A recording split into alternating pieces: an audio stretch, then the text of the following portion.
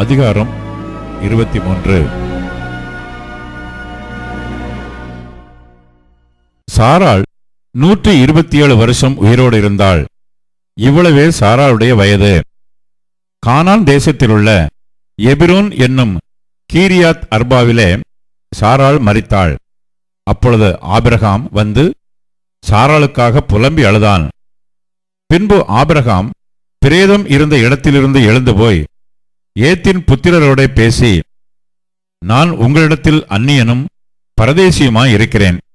என்னிடத்தில் இருக்கிற இந்த பிரேதம் என் கண்முன் இராதபடிக்கு நான் அதை அடக்கம் பண்ணுவதற்கு உங்களிடத்தில் எனக்கு சொந்தமாக ஒரு கல்லறை பூமியை தரவேண்டும் என்றான். அதற்கு ஏத்தின் புத்திரர் ஆபிரகாமுக்கு பிரதியுத்தரமாக, எங்கள் ஆண்டவனே, நாங்கள் சொல்லுகிறதை கேளும். எங்களுக்குள்ளே நீர் மகா பிரபு. எங்கள் கல்லறைகளில் முக்கியமானதில் பிரேதத்தை அடக்கம் பண்ணும். நீர் பிரேதத்தை அடக்கம் பண்ண எங்களில் ஒருவனும் தன் கல்லறையை உமக்கு தடை செய்வதில்லை என்றார்கள். அப்பொழுது ஆபிரகாம் எழுந்திருந்து ஏத்தின் புத்திரராகிய அத்தேசத்தாருக்கு வந்தனம் செய்து அவர்களோட பேசி, என்னிடத்தில் இருக்கிற பிரேதம் என் கண்முன் இராதபடிக்கு நான் அதை அடக்கம் பண்ண உங்களுக்கு சம்மதியானால் நீங்கள் என் வார்த்தையை கேட்டு சோகாருடைய குமாரனாகிய எப்ரோன் தன் நிலத்தின் கடைசியிலே இருக்கிற மக்பேலா என்னப்பட்ட குகையை எனக்கு சொந்தமான கல்லறை பூமியாய் இருக்கும்படி தர வேண்டும் என்று அவரிடத்தில் எனக்காக வேண்டிக் கொள்ளுங்கள். அது பெருமான விலைக்கு அவர் அதை தருவாராக என்றான். எப்ரோன் ஏத்தின் புத்திரர் நடுவிலே உட்கார்ந்திருந்தான்.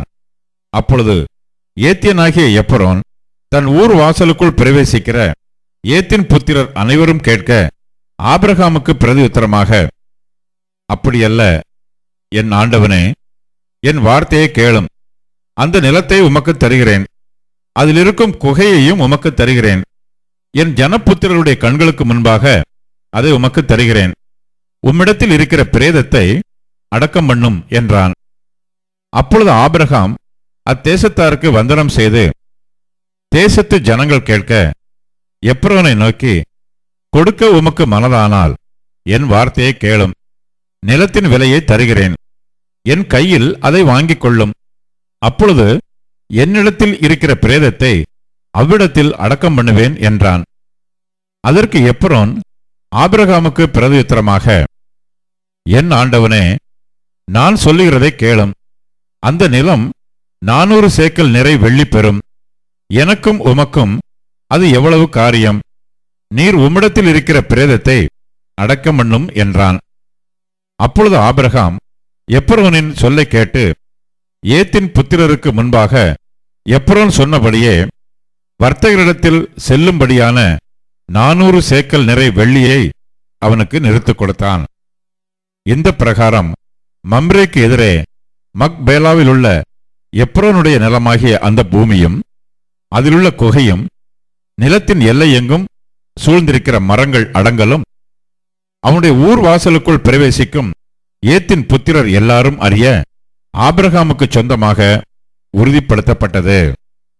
அதற்கு பின் ஆபிரகாம் தன் மனைவியாகிய சாராளை கானான் தேசத்தில் எப்ரோன் ஊர் பூமியான மம்ரேக்கு எதிரே இருக்கிற மக்பேலா என்னும் நிலத்தின் குகையிலே அடக்கம் பண்ணினான்.